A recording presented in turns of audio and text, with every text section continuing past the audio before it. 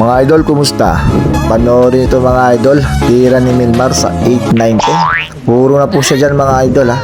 Tignan niyo po mga reaksyon ng mga player dito sa tira ni Milmar. Tignan niyo po bago niya tirahin. Ayun ha. Tignan niyo, kanya-kanyang pananalangin mga idol ha. Tignan niyo po mangyayari sa tira niya sa 9 mga idol. Ito. Ayun. Tinamaan niyang spot. Nahulog mga idol. Diba? Ang lupit ng ginawa niya dyan, diba? A few moments later. Idol, panoorin niyo to. Heel match na po ito matapos siyang sumablay sa 9. Tira 8 na naman po mga idol. Ito, tignan niyo po si Milmar ng Alta. Medyo hindi niya na talaga ito pinakawala. Pero tignan niyo po yung mga reaction din ng mga tao sa paligid mga idol. Oh.